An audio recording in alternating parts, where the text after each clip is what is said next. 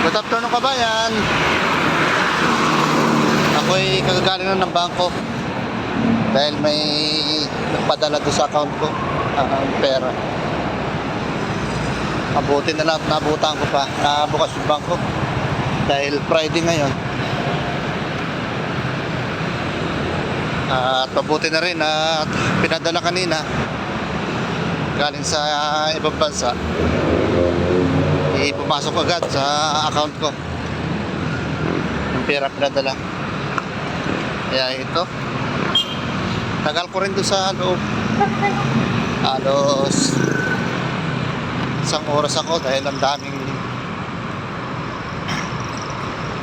nagwe-withdraw, nagde-deposit. Araw ng Biyernes pero ang daming tao withdraw at deposit ang pera. Lalakad na naman ako.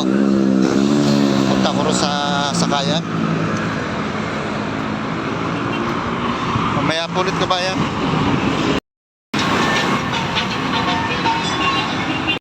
Hindi ako mag-aabang ng sasakyan.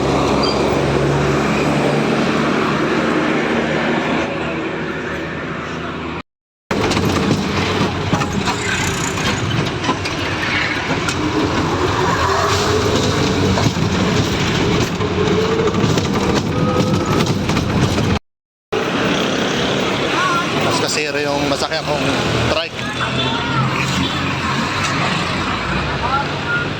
Kaya napagalitan siya kanina nung isang pasahero. Bababa na pero hindi niya pinapansin. Puwapara na yung isang pasahero. Kaya napagalitan siya yung driver.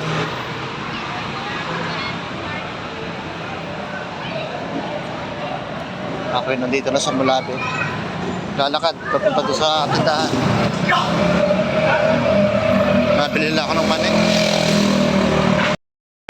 Titinda ng saging. Bumili ako ng 10 pisong mani. Unti. Talagang mahal na talagang bilihin ngayon dito sa Pilipinas. Ilang bote lang. 10 piso.